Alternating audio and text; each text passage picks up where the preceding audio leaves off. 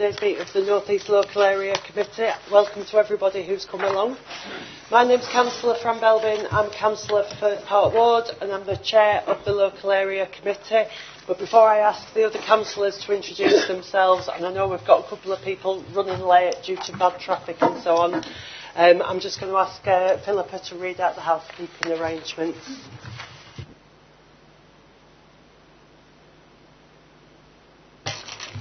Good evening, everyone. Thank you, Chair. Before we start, there's just a few housekeeping arrangements to mention. Please can I request that mobile telephones and other such equipment are switched to silent mode so as not to disturb the conduct of the meeting. There's no fire test planned for today. If there is an emergency evacuation, please take instruction from the council staff present. The assembly point is around the corner, up the ramp and round in the playground. The toilets are just here on this side of the building, of the room. The meeting today is open to the public and will be streamed live and for subsequent broadcast via the council's website. You should be aware that the council is the data controller under the Data Protection Act. Data collected during this webcast will be retained in accordance with the council's published policy. By entering the meeting room, you are consenting to being filmed and to the possible use of those images and sound recordings for webcasting. One final thing to mention, we have hearing loops available. If you'd like to use one, please let us know. Thank you. Thank you, Philippa. I'm just going to ask the members and officers at the front here to introduce themselves, please. Can we start at that end, Safia? Safia Saeed, Burngrave Ward Councillor. Hi, Philippa Burdett, Democratic Services. Lindsey Hill, Light Manager. Councillor Talverson, Councillor for Burngrave Ward and Deputy Chair of the Local Area Committee. Peter Price, Member for Shire Green Brightside. Good afternoon, Abdul Qayyum, Councillor for Firth Park. Jane Dunn, Survey. Thanks, everyone. I'll just explain how the meeting will proceed. So we'll have the formal business to begin with, the first few items on the agenda. Then we'll have a spend report from Lindsey, who's the LAC manager. And then we do have a presentation around community safety from various teams working together from the police and various council services. And then we do have one additional item that wasn't on the published agenda, which will be welcome to Mark Jones, who's just joining us as well, sorry, and I think we're still expecting Councillor Abdesam Mohammed as well, who's stuck in traffic. We're going to have one extra item on the agenda from Megan O'Reilly from SAW to talk about a bit of a communication strategy that will be on the agenda as well. And then we will do what we usually do. If you've been to one of our meetings before, you'll know we take some of the formal business. Then we have a breakout session basically where you can talk directly with some of the teams and various services that come along. So we've got teams from across the council on various subjects around the room, including housing, libraries. We've got people from the Sheffield local plan here today as well, which is looking at where things like where future housing will be built in Sheffield over the next few years, and future employment zones. So that gives you a chance to see what some of the things that are happening in the area, and have conversations if you need to with those services as well.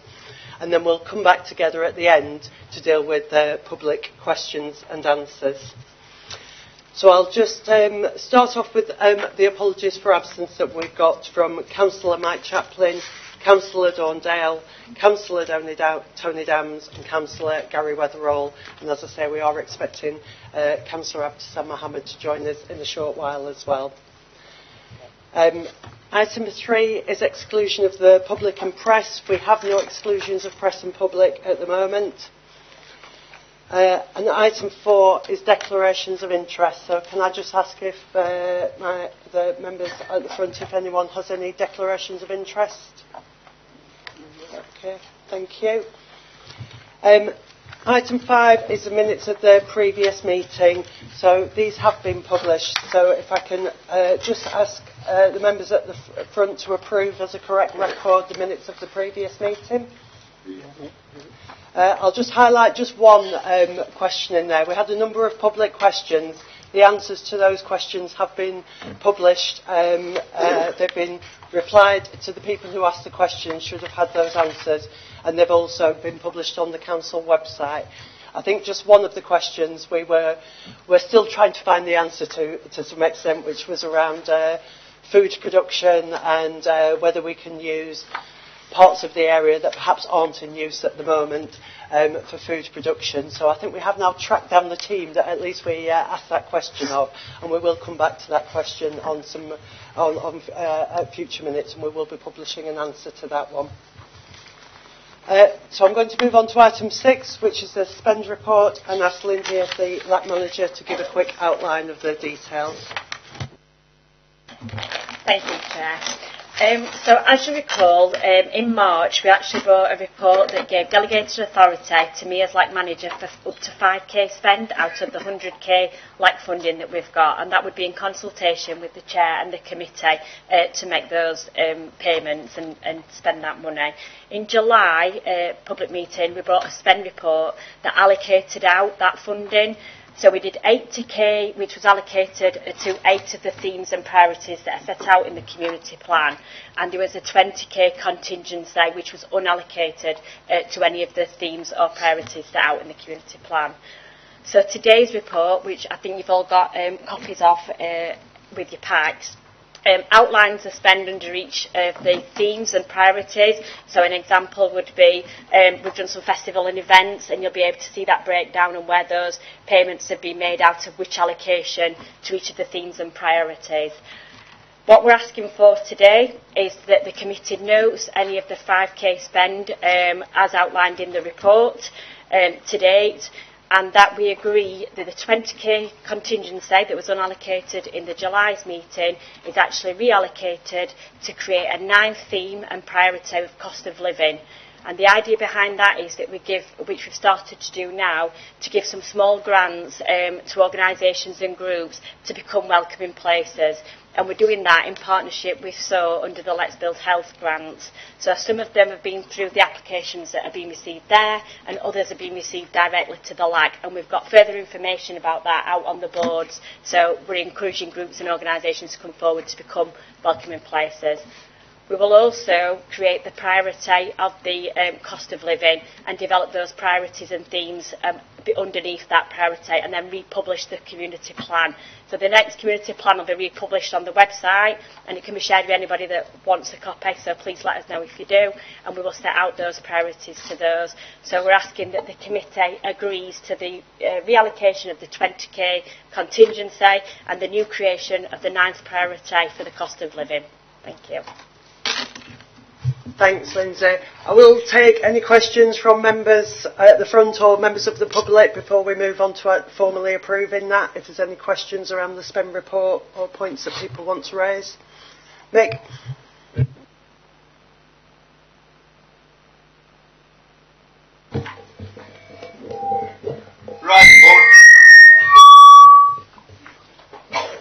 Right budget or not, but can we get a Christmas tree out of it, please?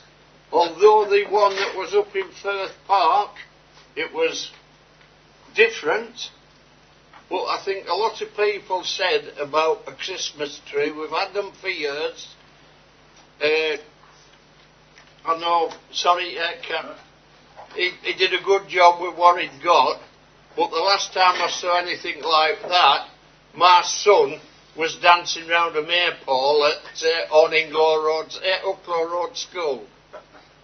So could we take some money from somewhere so we'd have the Christmas tree at Firth Park and also the one down at Low Winkerbank that we used to have? Thanks, Mick. That is a different budget. It wasn't, that didn't come out of lack spending, but we did get quite a lot of feedback about it, and certainly from the Firth Park councillors, we'll definitely have a proper look at that for next year. Is there any questions from members or anyone else on the spend report? Talib? Just a question, how much they can, apply for the new funding? So how much, £500,000, what's the allocation? for each group? Yep, so any group that wants to apply, we've got an application form and an agreement, and it's up to £500 that we're providing. The money that we've got available, pending agreement of the committee today, once it's gone, it's gone. So if people apply, it'll be as and when, and we've got a panel that are doing the agreement to say that we can do that.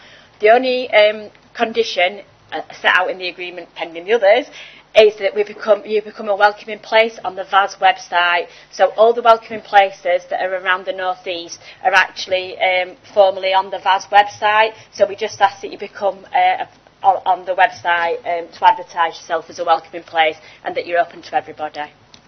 Thank you. Thanks, Lindsey. And I think we covered quite a lot around the cost of living crisis at our last public meeting. So a lot of these grants have really flowed from the discussion we had there. I'm going to ask members then if they could formally approve those proposals in terms of the spend report. Agreed. Agreed. Fantastic. Thank you. Okay, so our next item is a presentation on community safety.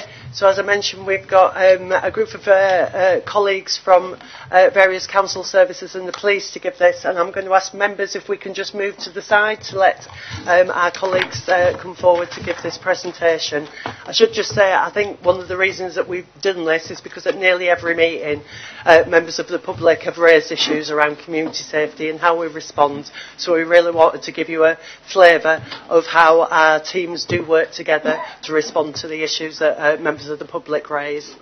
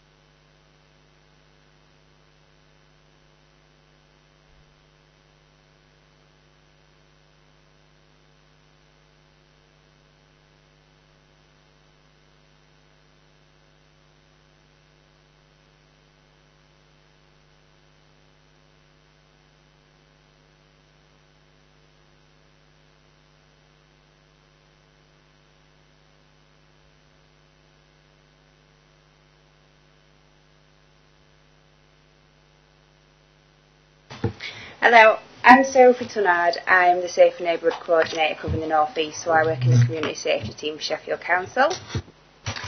Hello, I'm Scott Sarson. I'm the North East Sergeant for the Parson Cross area. Hello, my name's Teresa Hogan-Watt. I'm Ward Team Leader in the North West City, Moonshine Lane. Hello, I'm Simon Fish. I'm a Senior Sustainable Communities Officer covering the North East and North of the City. Hiya, I'm Billy Jo Harris. I'm an Antisocial Behaviour Resolution Officer in the new ASB team within Sheffield City Council.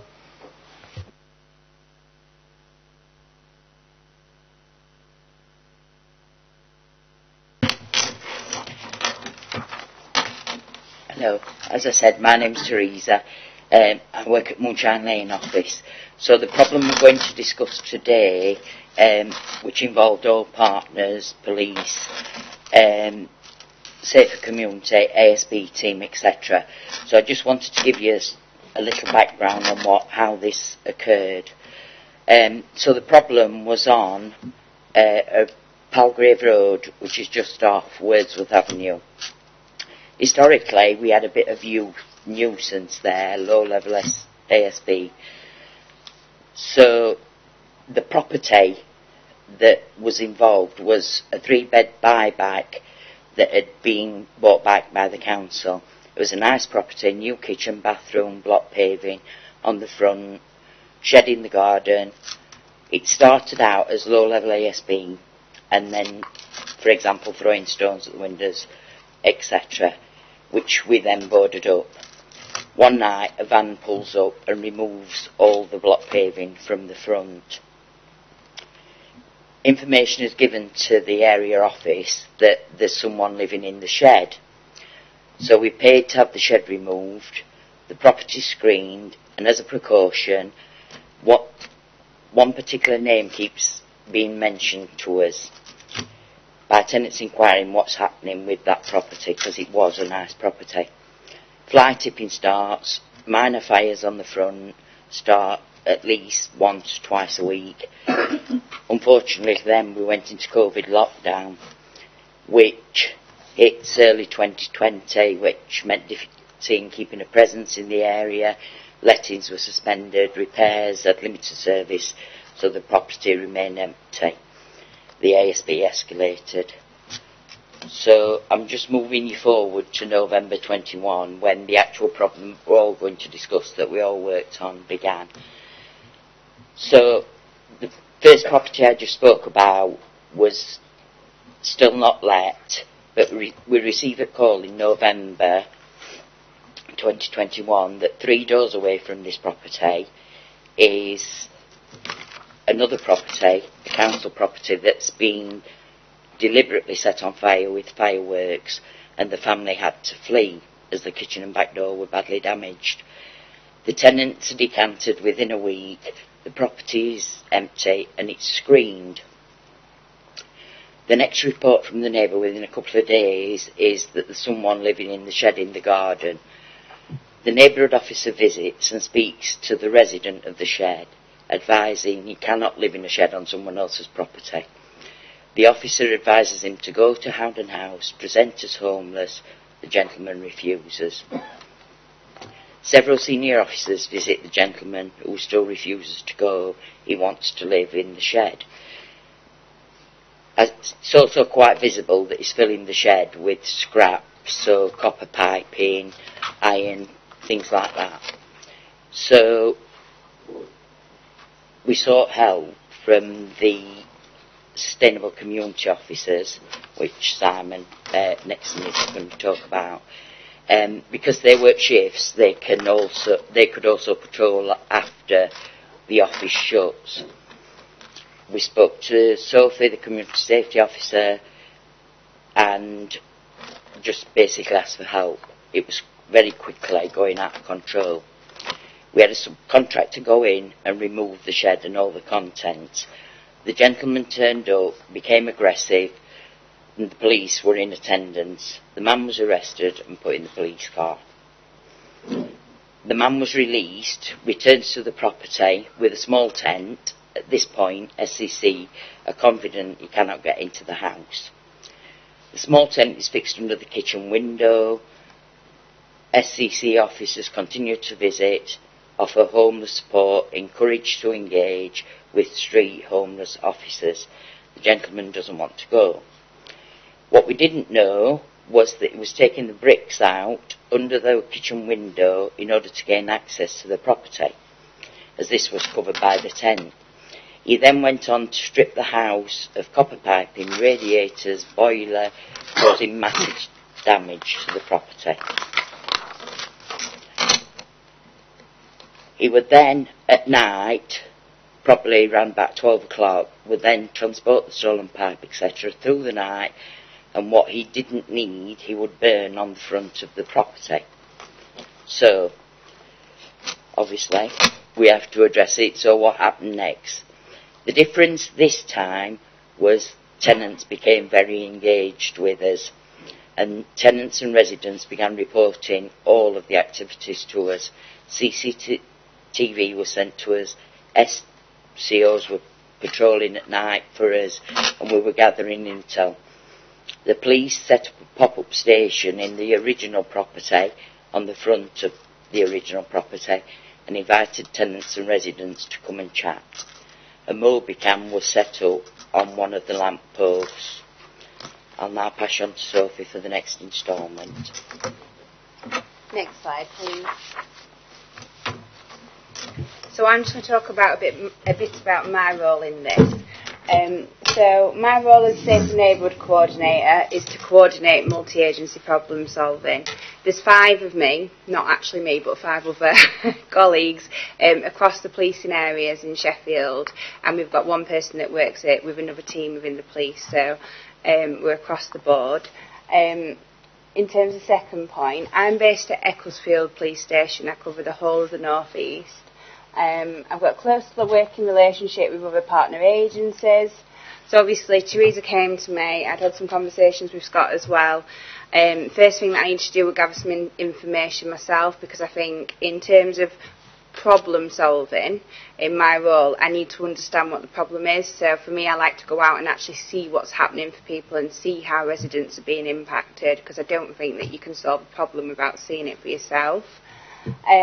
The situation was having an impact on the lives of those living in the community. We knew we needed a long-term solution for it, but we also knew that not one sole agency would be able to solve the problem on their own, and I think that's really important, and it kind of underpins that the work that we do together and my role.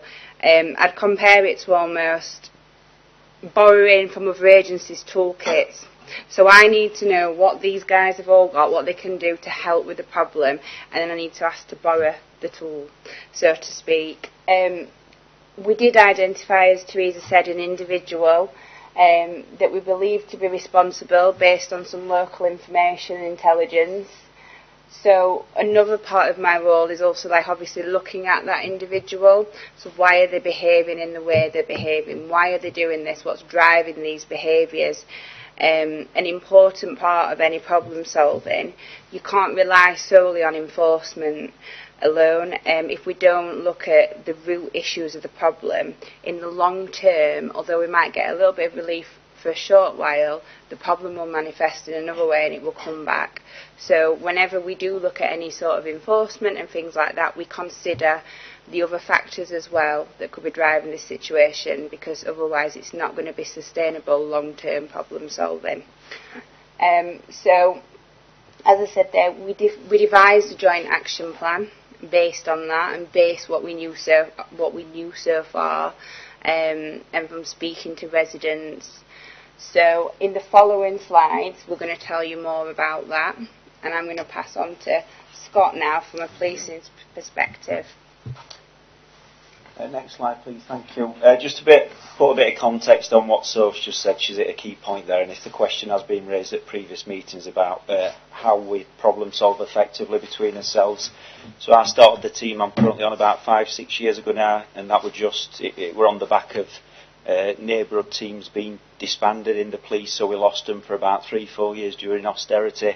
We lost a load of key work at that point, and my team, when it came back, it was a fresh start in effect.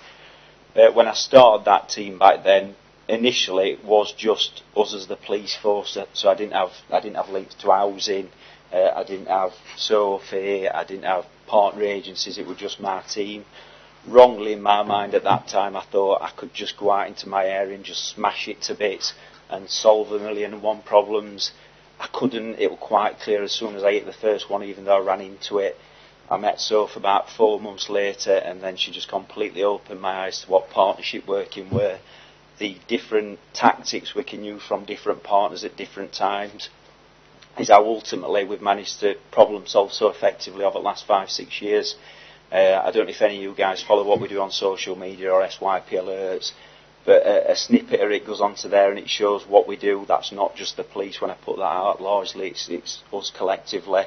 So that's why we do what we do and how it sort of works. This particular problem then, so when it's raised, when it's brought to my attention from these guys, the initial thought is how do we, as quickly as possible, put that right for the public. You can see the top picture, and then so the bottom picture is the house that Trees just spoke about. That led to this block of flats just getting wrecked all because this one individual couldn't live a proper life in this area. As soon as he starts that broken windows effect, which is effectively what that is, it starts with that house, him nicking stuff and ripping stuff to bits. As soon as that starts and the public don't feel confident enough to come to police and partners, then that just snowballs. Kids see that house, they think it's acceptable, people start accepting that you can just dump stuff anywhere. We ended up with that drive looking like that for the best part of 2 years. The council would come clean it. Because of these people, it would just look like it again 2 weeks later, and it just snowballs and snowballs. which is why ultimately we all have to do it together. The consequence of that is obviously the public living directly around in that area, and you guys might have experienced this yourself wherever you live, hopefully not, but a lot sadly do. The confidence of the public literally starts to drop off in us. So us as partner agencies, what we're doing, why is it not sorted, why is that drive still look like that, why is that house been sat empty for 2 years, why is that block of flats now getting fired and nobody's getting locked up, nothing's been done. At the same time, the people that are causing them issues, their confidence is starting to go sky high, because they're ripping houses to bits, they're getting away with it time and time again, they're walking around with nick piping, police aren't locking them up, the houses are just getting emptier and emptier because the broken windows effect, so there's more and more targets than they can just carry that cycle going on. So when we come into it, we literally are, and I'm not fussed as a police officer, how we put the situation right, be it locking somebody up, putting them in prison, whatever we need to do, it doesn't matter, we're not after a big jazzy result, it's just how we can make the situation better for the public as quickly as possible, and that's what we set off to do. Next slide, please. So, Teresa mentioned us turning that house into, in effect, a popping police station, a community house. So we've tried it several times in different places, and I remember when I first advertised this on social media, somebody jumped on my back and said, why are the police using that? That's a waste for a council house. It's not. It's been sat empty for 2 years and it's getting ripped to bits and costing the taxpayer thousands of pounds. We took over that house, we made it a community house. If you think about when that's then advertised as per the top picture as a police community house, the people that live in that area, that are the decent folk, quickly see police cars, police people walking around that address, their confidence suddenly goes up a level. The offender that's living in them back gardens and offenders because people are jumping on that bandwagon, their confidence starts to go down. So literally we're starting to win that battle quite quickly. That then gives us a little bit of breathing space to start to speak to people, understand what the actual issue is, pass our numbers directly, explain that they're not at any risk by helping us and helping as partners, but we will sort that problem for us. And that just reverses immediately that broken windows effect, so it starts to move back on itself. Information starts coming in. We get that information that then allows us to start locking that person up or people up, and it just snowballs the opposite direction. Quote me if I'm wrong, I think we had that address for 2.5 months. In that time, that allowed just that bit of breathing space to stop the break-ins, stop the thefts, stop the damage, and it allowed the council to get into that address, start the repairs to the point where we could effectively move out on a Friday, and I think the tenant came in on the Saturday. Yes. So we literally left no space there whatsoever for that person to go back in as we left it and attack it again. As soon as that's back to normal, which I'll show on a later slide, obviously the surrounding addresses, the confidence is back up, and it just restores that sort of faith a little bit, and we get it back to a level it should be at. Sorry, I'm looking behind me. Yes, I think I've covered that. Yeah, thank you. Next slide. Hello, as I said, I'm from the Antisocial Behaviour team. I'm one of 4 ASB resolution officers. We're a new team, we only established in April 2022. We basically deal with urgent cases that need possible legal intervention. So I was referred the case by Sophie in February time, just to see what legal remedies we could do to tackle the situation. Once I'd got the information from Sophie, I tasked the SCOs to patrol around Wordforth Avenue and surrounding areas, which I'll let Simon explain more about his role. It's just because that they patrol out of hours, so it's just another way of gathering evidence to support any legal action that we would be taking. I did door knocking exercises, spoke to residents, gave them my number. Quite a lot of them do like to use WhatsApp just to instead of incident logs, which I don't mind if they WhatsApp me, text me, whatever. So we exchanged numbers. I collected photos and videos from residents. Some of them did do incident logs.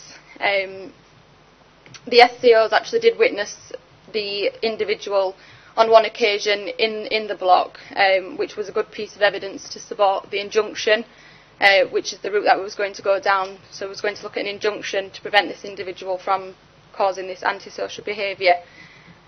We also collected evidence from South Yorkshire Police. As Scott said, there was a mocam that was put up, which did actually capture the individual scrapping on one of the front gardens. There was a house, and then obviously South Yorkshire Police did their patrols as well.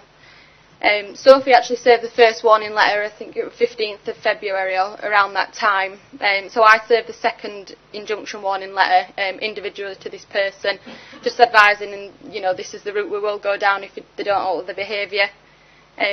So that was handed in person, and then come 9th of September, I did have all the evidence collected, all the statements and etc., and I met with our legal team and we applied to court for the injunction, and the court was listed for the 11th of October. So during that time I was just continuing to speak to residents and gathering any further evidence. And then on the 11th of October we attended court and the injunction was granted, and papers were served me, and Scott went and served the papers individually, face to face to this individual. So I'll let Simon talk about his role as an SCO. Hello, as I say, my name's Simon Feisch. Sustainable Communities Officer, that's where SCO comes from. I think if some of you cast your mind back, we used to have wardens in the council, so it's a similar role to that. We've been going about the same length of time, about 12-14 months. We support a lot of the agencies here, like they've been saying. If we're tasked with anything, we can get out and about on the ground. Scott's team, they've got the radio, so they're always getting called everywhere. We've not got the radio, so we can dedicate a bit of time to the area. We'll help get the evidence. As Billy said, we've actually witnessed something happen. It's a bit of reassurance for people seeing a uniform as well. Keeps us healthy. We're out and about. And people do approach us as well, because I used to be a police officer, and people don't often talk to you as much when you're a police officer. They're quite happy to talk to SCOs, they see council, they'll come and have a chat with you.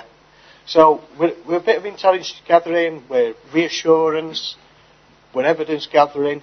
A lot of our work comes from, say, tasking, from LACs, from housing, from the police, from Billy, Hasbro's. So what we're trying to do is we're trying to support them in getting that evidence, offering the reassurance to people and being there for people. Because it's quite a decent job, and we get out and about, and as I say, we're quite happy to help people out, and with this one we got quite a good result. With the walls, I think someone mentioned the tent where he took the wall out. Once we knew about that, we were able to check areas, make sure he's not took any wall out and hidden it. Simple little things, we go into blocks, we report repairs that need doing, because sometimes if we can report the door and get it fixed, it solves the problem. It's like the broken windows thing. Scott says we'll be reporting all this back. So we're the eyes and the ears out there. We've all got the Fix My Street app, so any bit of supply tipping, we're always trying to report back and make us neighbours that bit better place. So that's our role in this. So we're kind of a support to all these people here. While they do the hard work, we go and support them. Mm-hmm. Yeah. Next slide. Outcome.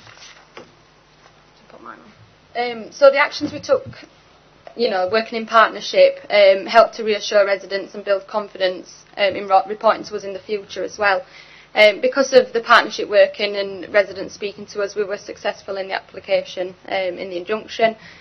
So here are the following conditions that the injunction was forbidden from. So it's engaging in or threatening to engage in conduct that is capable of causing a nuisance or annoyance to residents of visitors to the Sheffield 5 area, damaging any property or possessions belonging to Sheffield City Council or a tenant of Sheffield City Council, removing any fixture or fitting from a property belonging to Sheffield City Council, including boilers, radiators, copper piping, etc., leaving any rubbish or scrap on the streets or in a garden of Sheffield 5. All rubbish and scrap must be disposed of correctly in bins in recycling centres. Trespassing on Sheffield City Council land, this includes entering the garden of properties of vacant residential addresses or sleeping uninvited in the gardens of Sheffield City Council tenants, and must not start a fire in Sheffield 5. So it was forbidden from causing them. I think it was for 2 years, so it's until the 11th of October 2024. So any reports that we get, we will go for a breach of the injunction. Thanks. I think that's the next slide. So yeah, just continuing on the outcome, like Teresa said, we've managed to now let some of these properties to families, which is who should be residing in them. That's what they were built for. It's social housing. Unsafe buildings that were in the area that we were all really concerned about. You may have seen it on Facebook or Sheffield Live.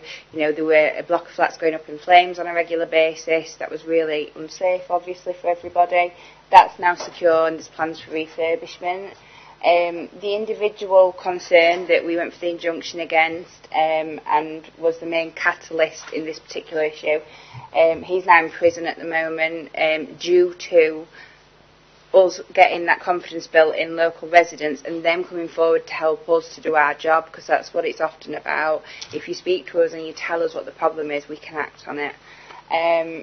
And when he does come out of prison, he will have a probation worker. There will be conditions around his release, and we've got the injunction in place because the long-term plan is to then manage that individual and his behaviour to try and prevent him re-engaging in the things he was doing before he went to prison. So residents feel safer, and there's a decrease in crime stats, which Scott will show you now. So I'm going to let you bring your stats up, Scott. If we go to the next slide, please. Thank you.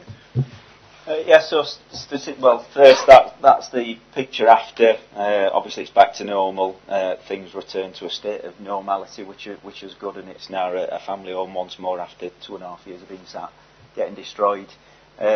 These are the stats from SYP demand and fire, because obviously a lot of the jobs were damaged, which comes to us, or stuff being set on fire on that drive, which were happening continuously, and it were the council's property that were getting set on fire for scrap.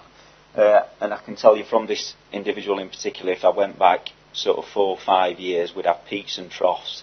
This kid causing problems in this area just because he refused to live correctly. You can see I think it were around between Jan and Feb is when we start. Were it Jan, Feb time? Feb time January, yeah. We sort of moved in just to push the problem away slightly, and you can see what happens to the demand thereafter. That particular demand, that's just from 8 addresses, so that's only 8 people, 8 different houses calling in. If I went much wider, it would increase the scope of that demand, but I didn't need to. I think if 4 people across and 4 people sideways are having to phone in 9 times just in 1 month about one particular address and one problem, I can tell you that's really high, just in terms of the quantity around that address. So it works, and when he's gone to prison, that demand that's left is just normal demand for that area. But yeah, that's quite a lot of calls to service for one individual basically that won't behave, who needed to be put in prison, and because of the respective work he got put in prison, and it allowed people to live a normal and safe life again. I think that's it, unless anybody else would go. Is there one more? Just contacts, next slide. Yeah. So these are just finishing on our contact details. So I know I touched on I work across the North East, as does Billy, as does Simon. You're obviously based at Moonshine office, and Scott is the sergeant for Salve. Cross, yeah. Your local sergeant, so if we're talking about Shire Green, is Sergeant Matt Cook. So I've put his contact details up there. He couldn't be here tonight, so we came and gave you this example just so we could show how we work together, because obviously we apply that across the North East, and we work with different neighbourhood teams. Billy's email address, the antisocial behaviour email, is for Billy and Simon. There's also a link, and Sergeant Matthew Cook's phone number's there. But you can go online on the South Yorkshire Police website, and if you go on your neighbourhood police team, it will show you all of the contacts wherever you live in, and your officers. And then obviously we've got the council housing service contacts as well there. So is there any questions for anybody, unless there's anything else? I mean, does this injunction cover all S5? Because this estate's a sanctuary, it's not city council. And are they still included in that injunction? Yeah, they are. It's covered all S5.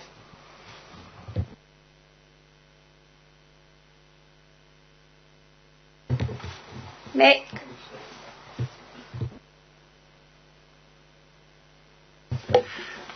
Yeah, all I can see here is we're going round in circles. We used to have all this lot years ago, when we had so many wardens in each area. I think we're down to about 6 wardens now for all of Sheffield, where we used to have that many in each area. But the thing, I've wrote a few things down because I've been at it for a while. Property screened up. How much rent loss was there?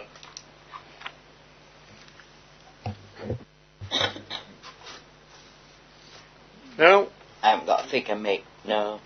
You mean the house or the flat? Well, I thought it was a house till you got so far down and then it suddenly come into a block of flats. Both, these two.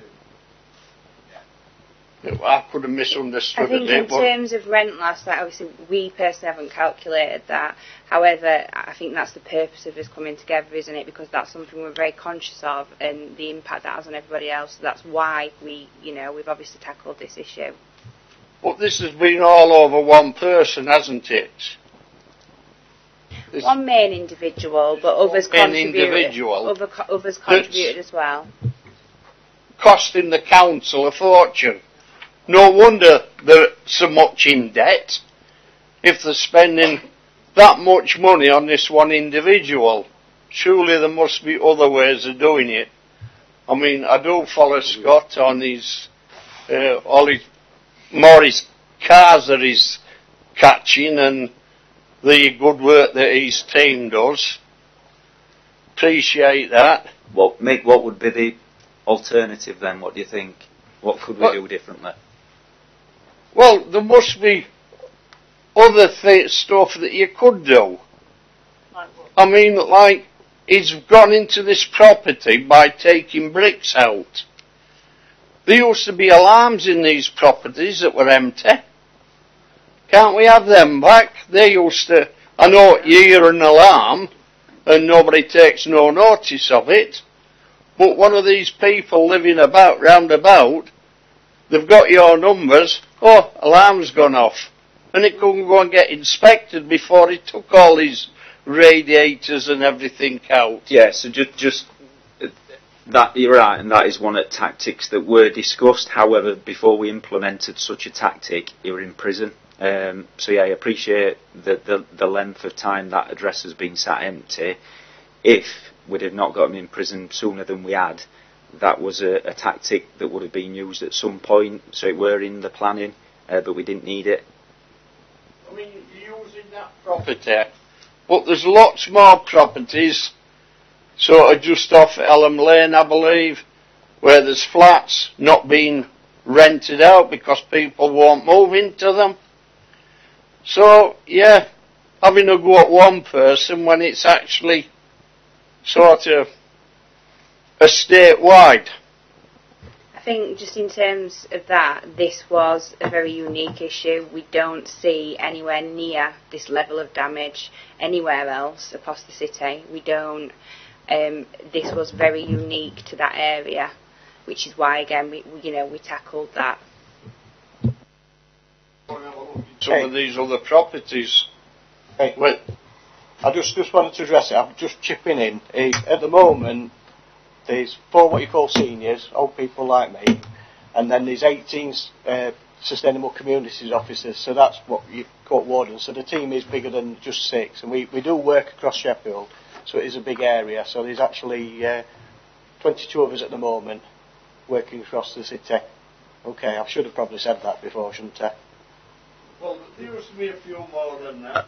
That people could sort of back me up on it. But we know where things are going with employment and that. But there were the people, it was working, so what do? as normal. It's working. We'll stop it. We'll think of something else. I mean, now they've got all the, well, not all of them, but a lot of the council vans, Sheffield City Council, that's got wardens wrote on the side of it. And people's going thinking that these vans have got wardens in them, and it's not. The workmen that don't know nothing about wardens. Mick, you've got to understand, there's been a massive change in budgets over the last few years. When we had them wardens, we were much better off. Since the government's withdrawn grant after grant after grant, we've had to find that. And that's why we've had to rationalise better partnerships, perhaps use each other's resources, police and council resources. If the council did all the wardens, but them days have gone, I'm afraid, until budgets change. Plus the fact that you can't just grab somebody, you have to go through a court procedure, which can wait for people to lock these people up. It ain't that simple. I've been through it all, down in Winterbank, all over the place. These things blow open occasionally, and it's very, very difficult to get a grip of. And that's why different solutions are made for different areas. And I think it's brilliant what they did. I know it took a while, but it's got like a piece across the area. You can get one bloke out, but if he's left an image behind him where other kids are following him because he's their bloody hero, you've got to crack that. And I think this is the way they've done it. They've put more civilisation back onto that estate. It's very difficult. They've done a good job, but how much has it cost? That's why the council's in state it is, in my opinion. And the chap, sorry I forgot your name, that's like a warden, he's just got a different uniform to what the wardens used to have. And, yeah, and then the lady mentioned about joined up working. It don't work. Nobody talks to each other. They're trying. Not true.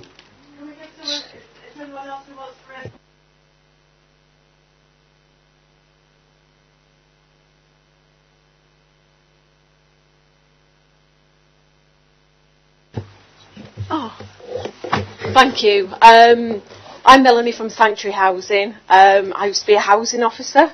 Never come across anything like what you've come across with this property. All I can say is it sounds really, really wonderful. It sounds a real positive thing that you're doing. I understand what Mick's saying. You know, it costs a lot of money to hire all these people. But I'm guessing the knock-on effect would be that if you didn't tackle it, instead of having 2 properties empty, you would have 10 properties empty. You'd have 20 properties empty. That place would get a name. People won't want to move there.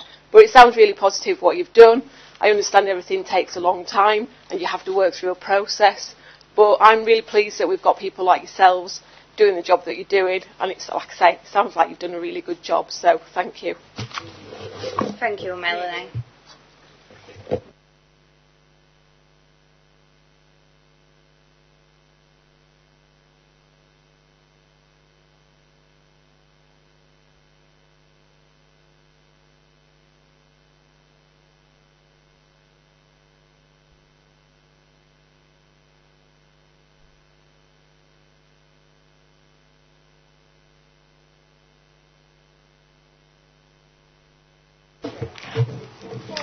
Thanks again. We're now going to come to the part of our meeting where we break out into an interactive session. So as I've mentioned, we do have various teams around that you can come and ask your questions to directly. We will reconvene at about 6:30 and we'll take our public questions and so on there. But if you've got questions that you want to ask to particular services, then please do ask them direct. You don't have to come back to the big formal meeting in order to do that. So we'll take about 40 minutes now to talk with the various teams that have come to support the meeting tonight.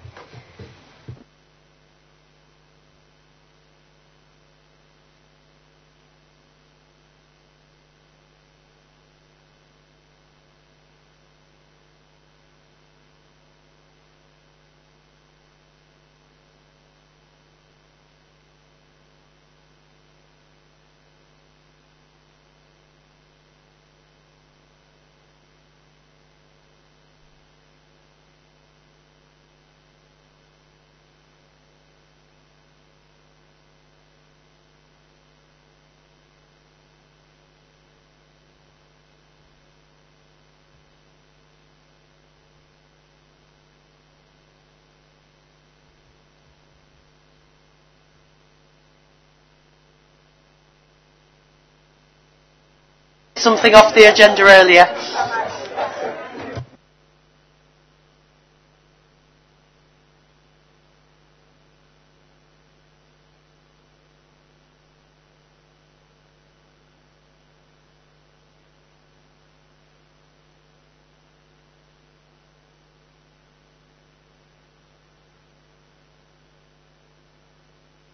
Yeah. Okay, if we can get started again, please.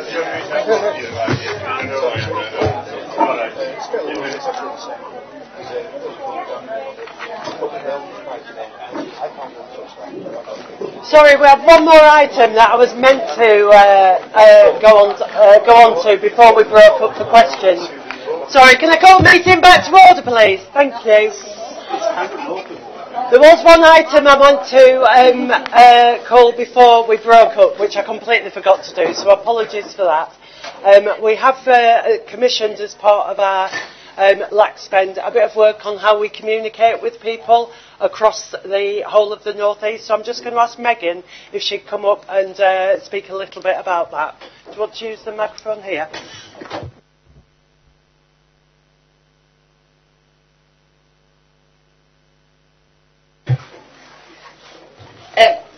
Hi everyone, thanks for giving me a few minutes on the agenda.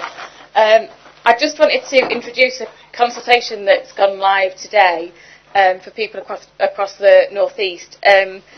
It's about how people find out information about what's happening in their community.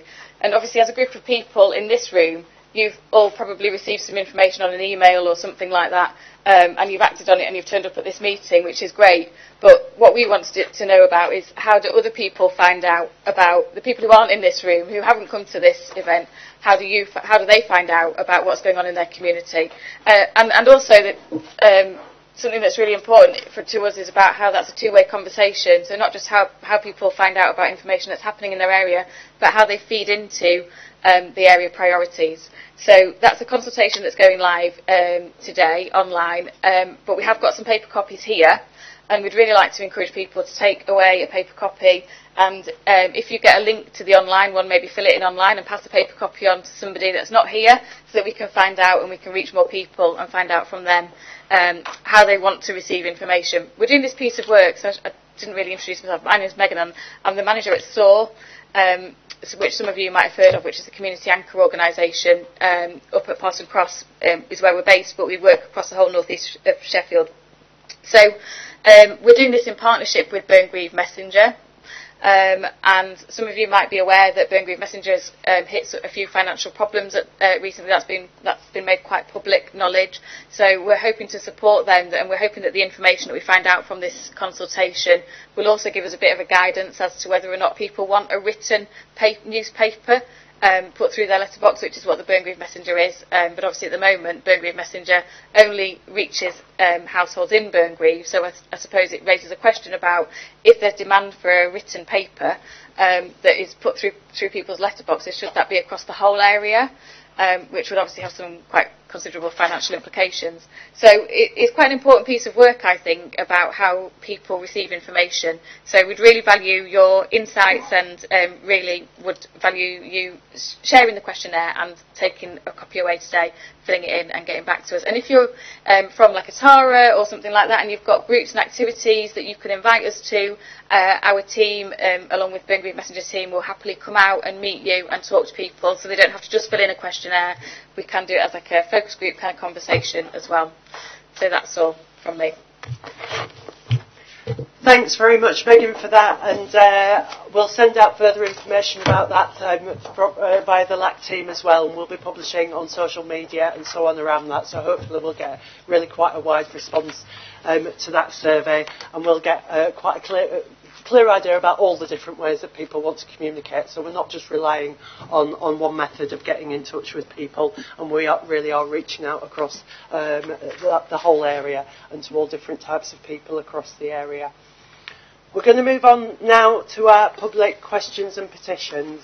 So I think, as I mentioned earlier, the last set of public questions we had, as well as being published on the website, are in this document pack that you had last time, so you can see the published answers to those in there. But we're going to take a new set of questions here. I'm going to deal first with the written question that we received, but I can see at least one person who submitted a written question is here in the room. So, Graham, I'll invite you to come up. If people want to come up and use the microphone at the front to ask their question.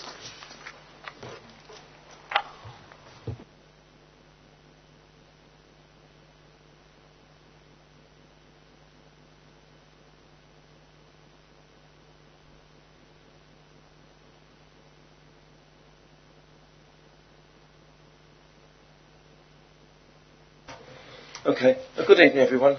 I'm Graham Jones. I live in Burngreave and I'm a member of the Burngreave Clean Air campaign. Now, I'll read my question to you, then I can go and explain it a bit better probably.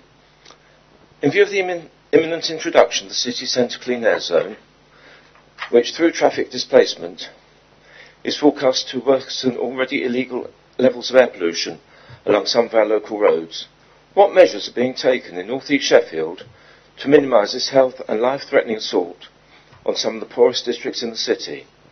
Is the City Council giving these areas additional finance to reduce this deliberate threat to our public health? Or does our council accept that our residents are relatively expendable as we live in a sacrifice zone where our life expectancy is already up to 10 years less than some other parts of the city? So the clean air zone, as you probably know, is going to be introduced in the city centre in February.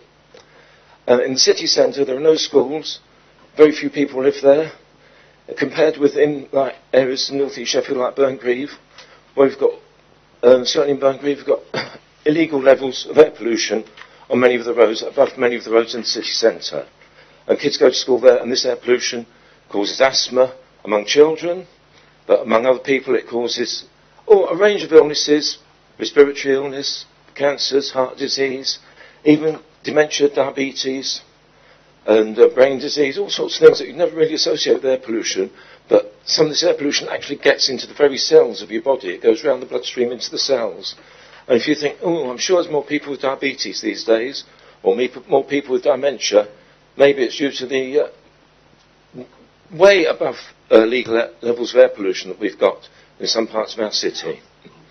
And like Burngreave, for example, our life expectancy is 10 years less than in other parts of the city. Now, I've sent in a Freedom of Information request to the council last year, and it seems that the displaced traffic from the city centre, like the most polluting vehicles, are actually going to take different routes, and it's going to increase the already illegal levels of air pollution in our part of the city on many of our roads. And this, and we had in the Star in November, Councillor Douglas Johnson was saying how much money the council was going to make out of the clean air zone, £23,000 a day, which works about £8 million a year. Now, this is money made at the expense of our local residents. And that's why I'm asking this question today, because I know the clean air zone is going to go ahead, but I think there should be some of that money should be used to improve air quality in our local areas. We shouldn't be used as a place where we're disregarded. We shouldn't be a sacrifice zone where we've already got high pollution, killing people, making people sick. And we shouldn't, just let go because we're a poor and disadvantaged area. It shouldn't happen like that. We deserve clean air. We deserve clean air.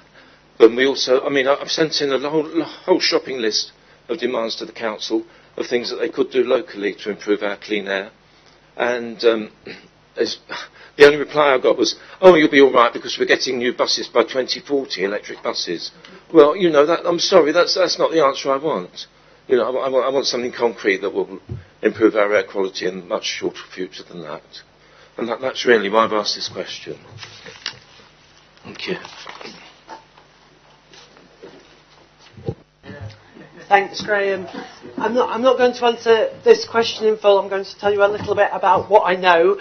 But what I intend to do with this question is actually escalate it through the system up to the Transport and Regeneration Committee, because I think you're right, it's not just an issue for North East Sheffield, it is an issue that's affecting other parts of the city as well, though I think we know from your Freedom of Information request it's going to have a particular impact on Burngreave Road, Rutland Road, but I think potentially other parts of the city as well.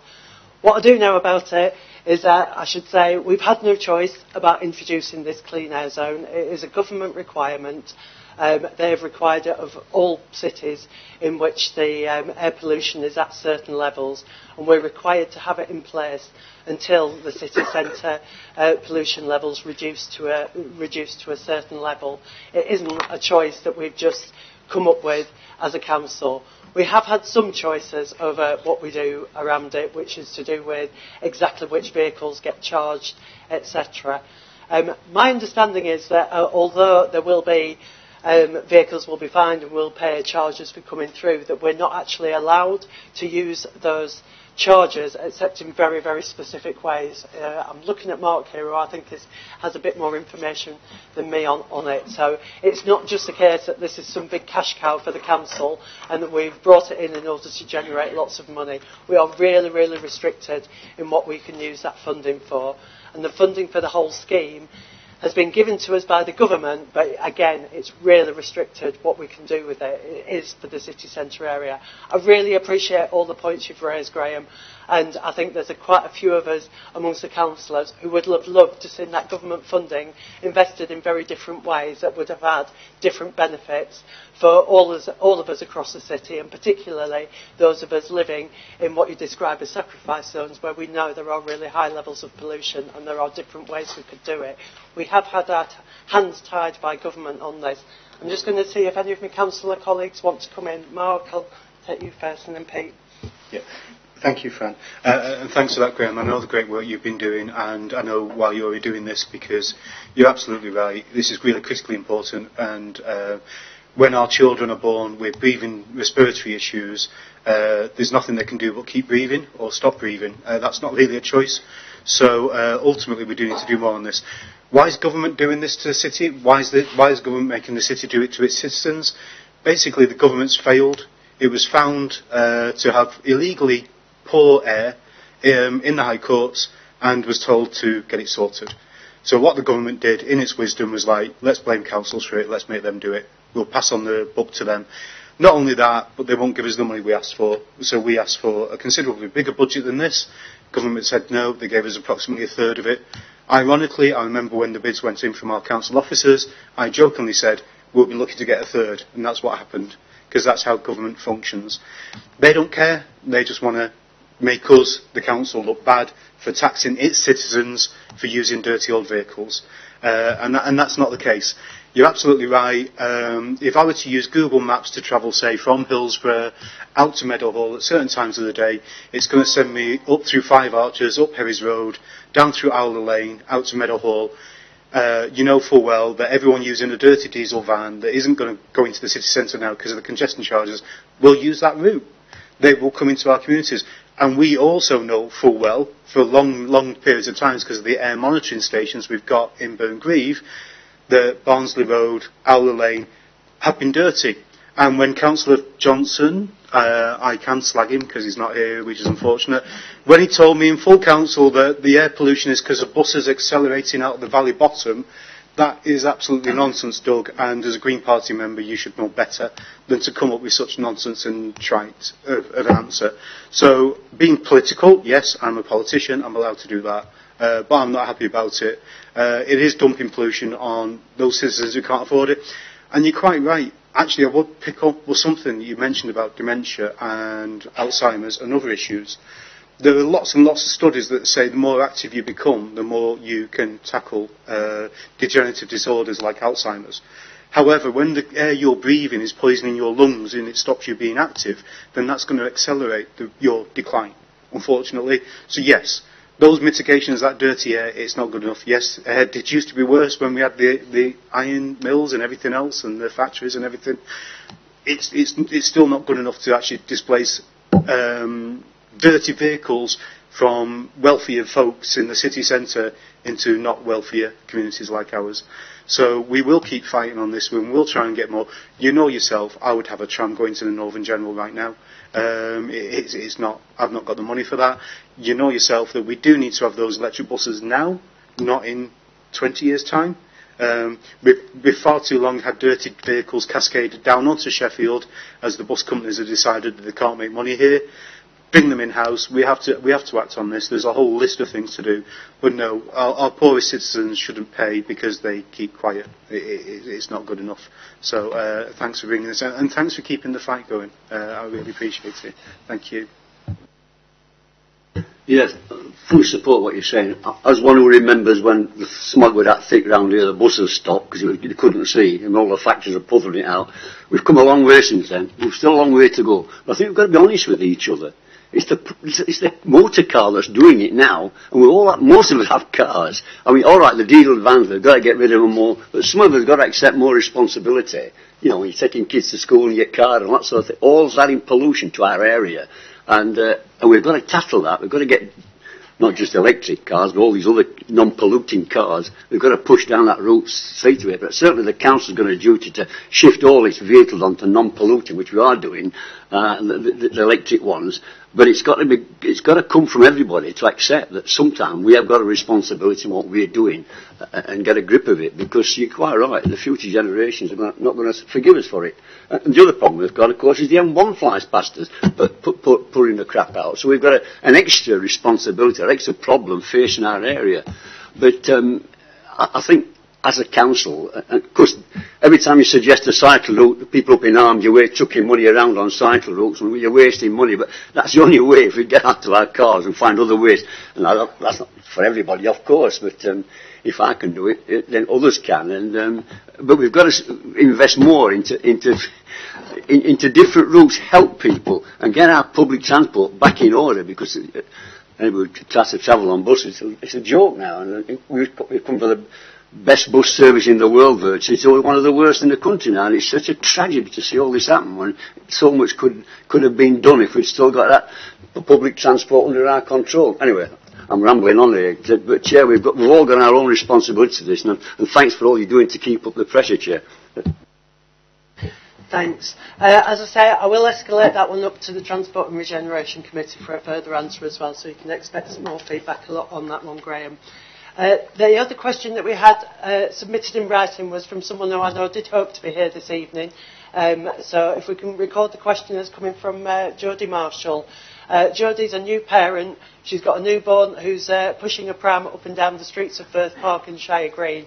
And her question was really about the amount of illegal parking that she's finding as she's walking up and down the streets, that are forcing her actually to have to walk up and down the roads instead of on the pavements because of people parking on double yellow lines, etc. And I know she's sent several messages to our parking enforcement services to demonstrate really some of the terrible parking that we've got around our area. So again, just in response to that, I know we have been in touch with parking services. We've asked them to come out, and they have promised us they will come out tomorrow around Firth Park. But we also know this is an ongoing problem. It's by no means restricted to Firth Park or to Shire Green or indeed to North East Sheffield.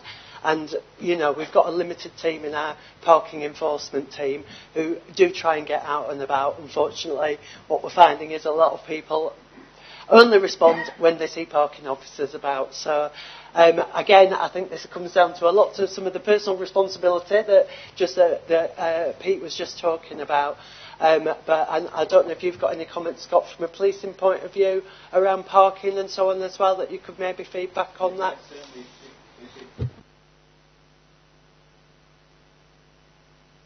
You report it to us, not just at council, sorry.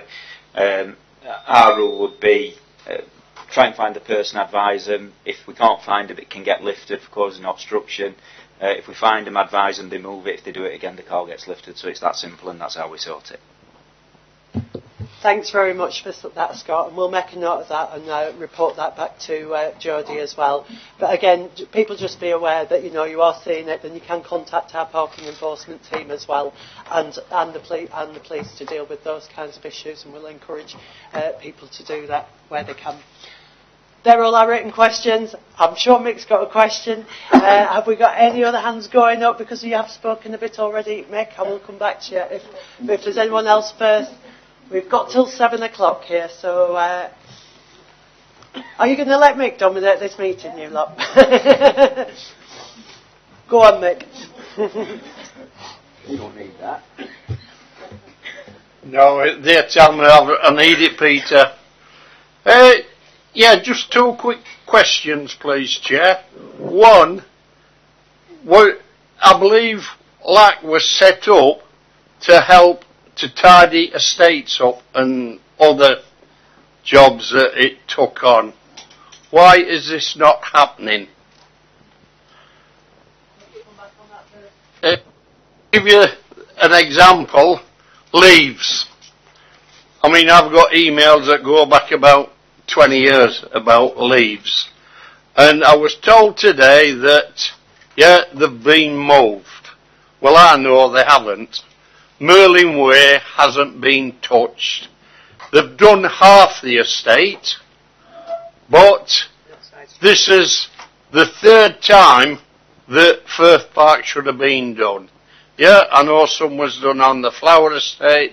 I don't know about other areas. But does the LAC team walk round the estates? Because fly tipping is getting a lot worse. We had a double mattress, single divan, and it was there for getting on for 3 months. We're told that if housing officers see it, report it. I'm sure there's been some of them round, so I'm just trying to find out exactly what LAC do.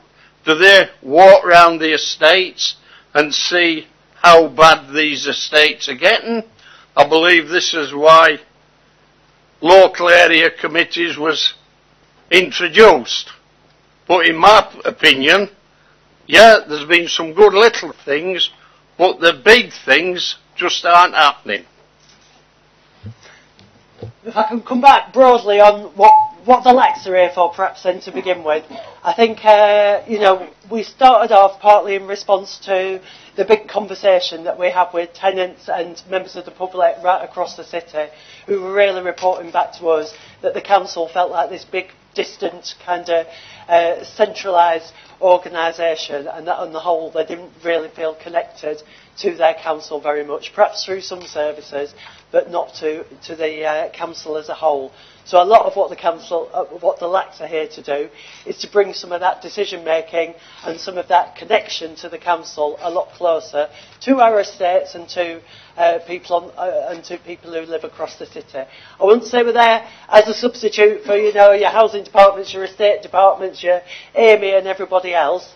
But I think what we're trying to do and what we're moving towards, and it is a journey, it's not just something that we're going to be able to do just like that, is to make a lot of our services a lot more responsive, and that's partly why we have the setup that we have here, where services coming along and you can talk to them directly instead of maybe having to phone the contact centre, etc., etc.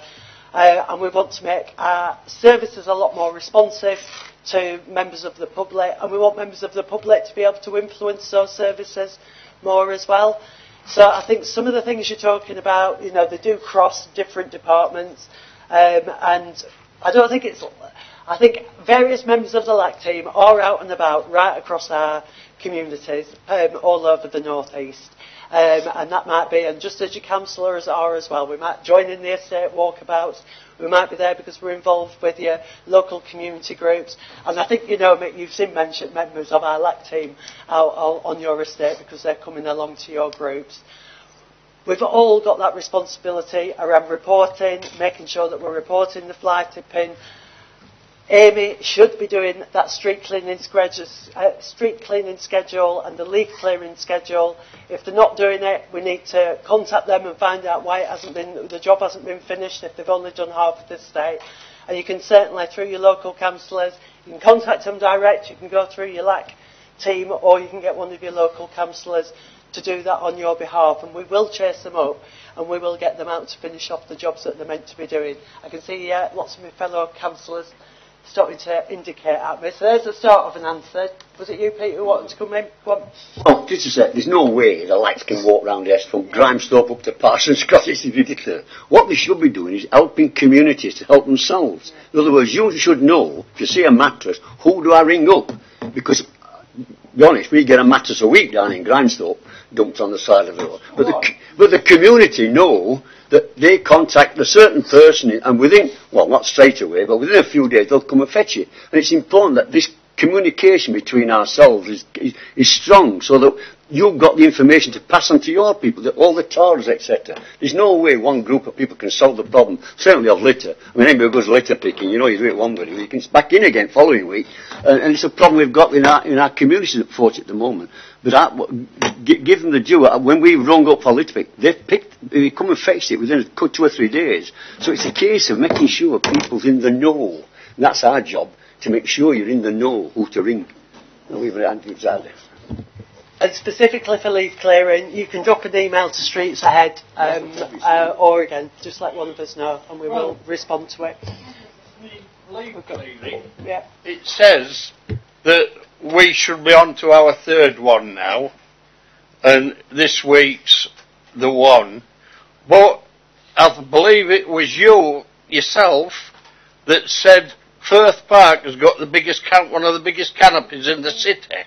So why is it such as Stannington, Fulwood and other places like this is getting done on a more regular basis when we've got the more sleeves? Surely we should be getting done more often. I think we should be getting our share, certainly. We will raise it with him why it hasn't been done on time, if we say so. I'll bring Mark in. We've obviously moved over to the committee system now, so we're not a lot strong lead a bit. In our committee recently on street scene, we did have a meeting just before Christmas to pull Amy over the coals. They are trying, but I'll be honest with you, they're trying our patience at the moment, and they got to a position, it's not privileged information, it is public information, that they were very heavily in breach of the contract that they were delivering. Now, at that meeting, Amy have said that they will reinvest a significant amount of money to try and push their service provision up. One of the things that we've been working to as elected members for a while was to make it easier for people to report stuff. Because obviously you guys are the first ones to spot it. You put up with the detriment when there's leaf litter on the floor, the gullies flood when there's heavy rainfall, and then it starts to go into people's houses, garages and such like. So that needs to be addressed really quickly. So we have made them spend money on making sure that you can do stuff through Fix Our Street. It wasn't a seamless service before.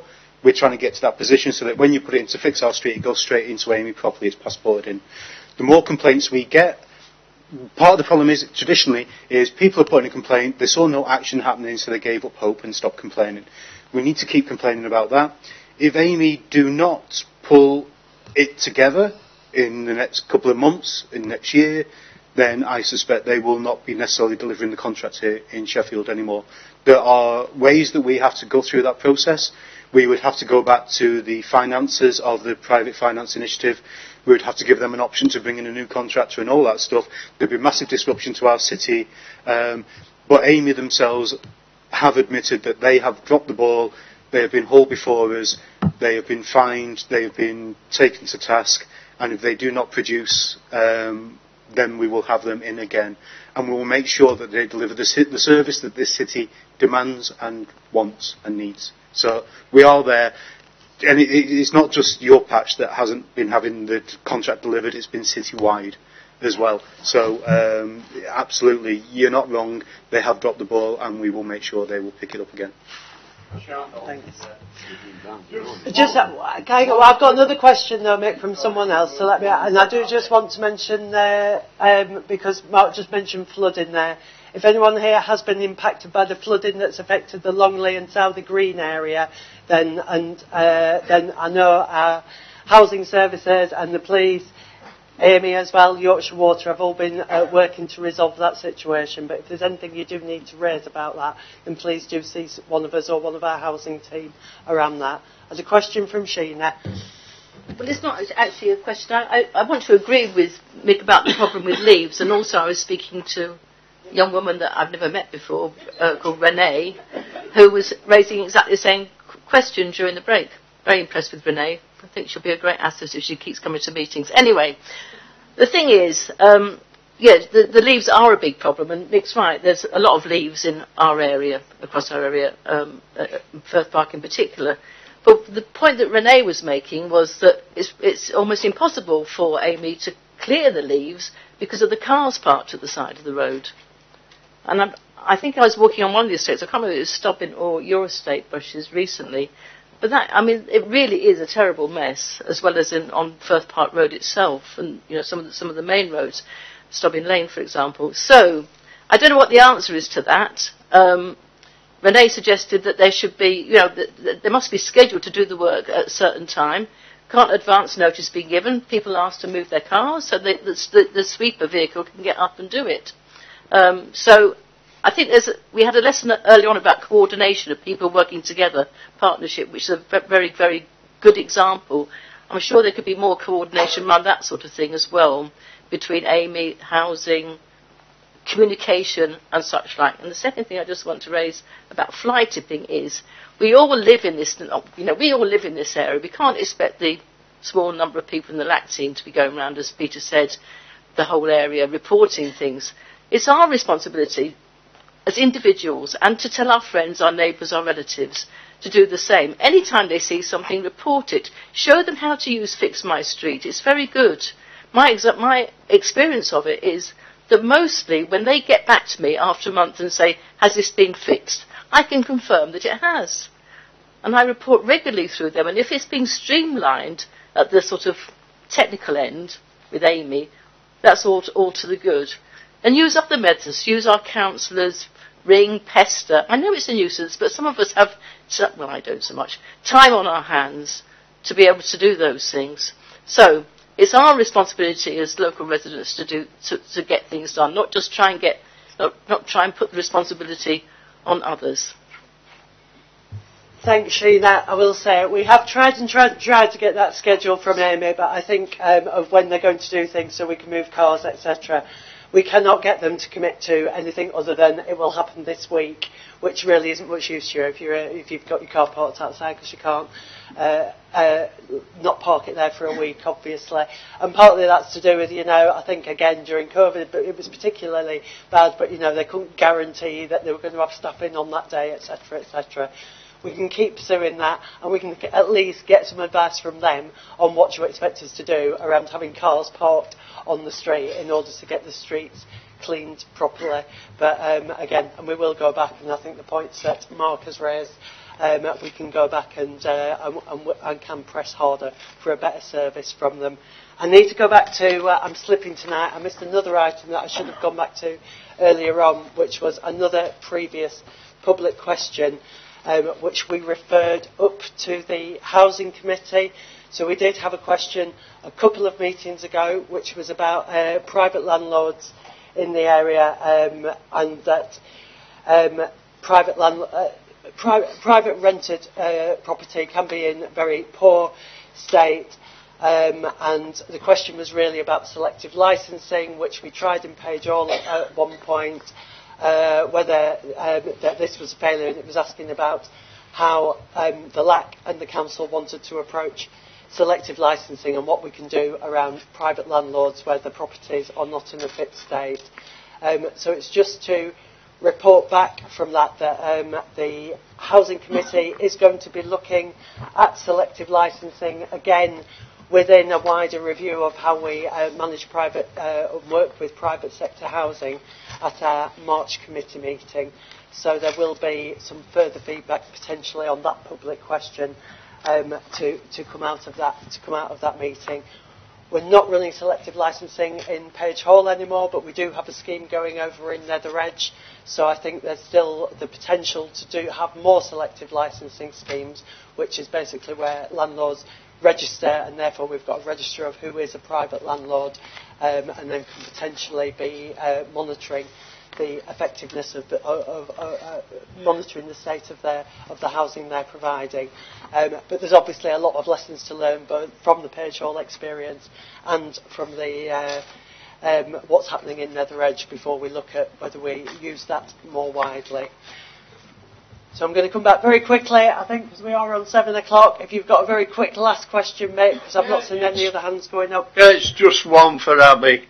Congratulations on being nominated for the position.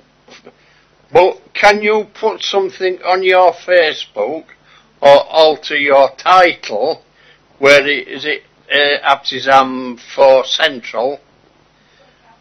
Yeah, but a lot of people think that you've got the MP's job, which hopefully you're going to get it, but when you say, oh, get in touch with Abby, oh, but she's not doing the job now. So can you put something onto your site, please? Yeah, I know they are, yeah. Well, it's them that's not contacting you because they think, oh, Abby's got the job. I says, no, it's got...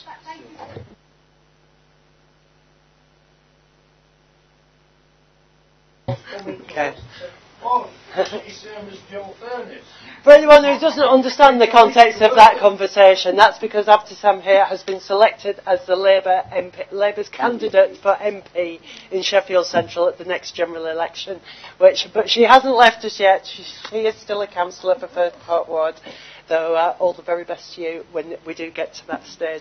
And hopefully we get a different government as well. Which feels like a really good point to end the meeting on, as we live in hope. So thanks again, everybody, for coming along this evening, and do keep in touch with us about